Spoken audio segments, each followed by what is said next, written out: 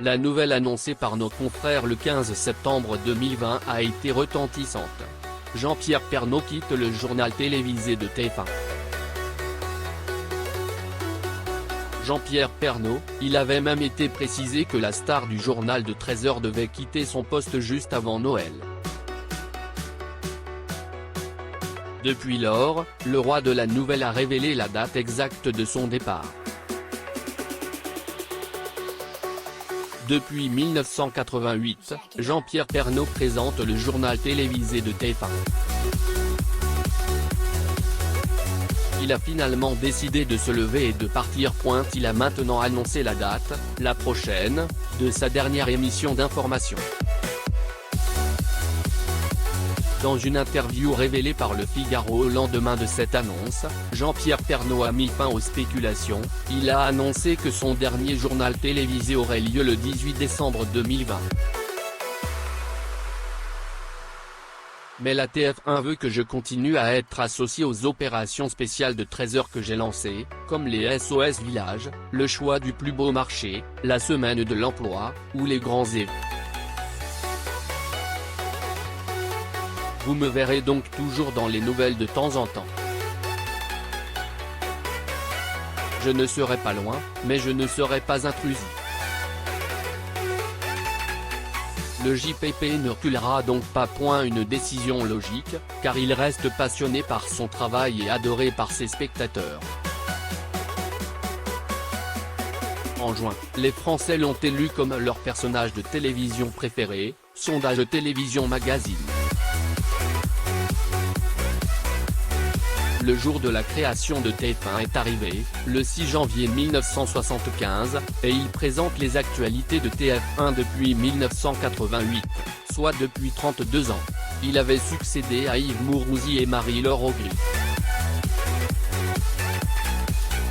Jean-Pierre Pernaut, son journal télévisé bêtement moqué, le PPDA le défend. Le mardi 15 septembre 2020, Patrick Poivre d'Arvor a été invité à participer à l'émission C'est à vous sur France 5.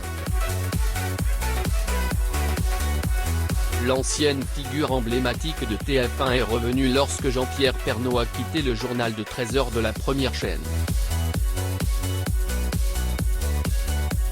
Dans un bref message, j'ai dit « Bienvenue dans la vraie vie ». La raison ? Contrairement à Jean-Pierre Pernaut, il ne pouvait pas choisir la date de son départ. Patrick Poivre d'Arvor a en effet été licencié pendant la nuit. Les nouvelles étaient comme une bombe. Jean-Pierre Pernaut ne sera plus aux commandes du journal de 13h de TF1 en 2021.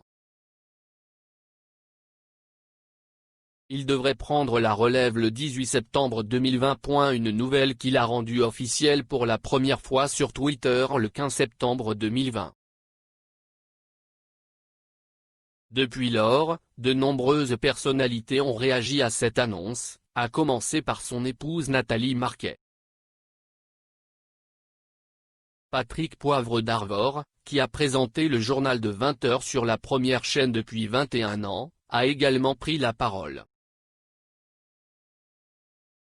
Le soir même, la personnalité emblématique de 72 ans était invitée sur France 5, à l'émission C'est à vous, pour venir sur cette publicité choquante.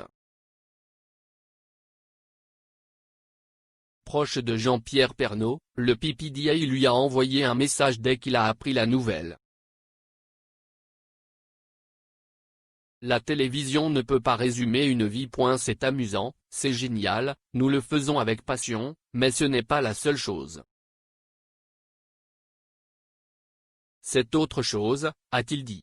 Le journaliste a ensuite envoyé un pic à TF1, la chaîne pour laquelle il a travaillé de 1987 à 2008. Je pense qu'il a dû faire face à une gestion plus intelligente et plus compréhensive, ils ont dû en parler d'abord. Je ne suis pas en secret, mais ils ont dû lui dire qu'il allait annoncer son départ, ce qui est encore plus glorieux, qu'il n'allait pas le faire dans un coin de table comme je l'ai fait, a-t-il. Comme les téléspectateurs de TF1, le PPDA conservera le style particulier de Jean-Pierre Pernaut. Ce n'était pas le journal de 13 heures, c'était le journal de Jean-Pierre Pernaut. Il avait une façon de faire qui n'était pas la nôtre, mais nous nous sommes très bien entendus. Il était responsable de cette fameuse France profonde que nous avons longtemps méprisée à Paris. Il a été bêtement raillé, car il était bon qu'il puisse y avoir une lumière de cette nature, a-t-il dit. Des mots qui devraient émouvoir son collègue. N'oublions pas que Jean-Pierre Pernaut ne disparaîtra pas du petit écran pour autant. Il présentera toujours les villages SOS, les plus beaux marchés de France. Il prépare également un magazine sur les richesses de notre terroir et un nouveau programme numérique.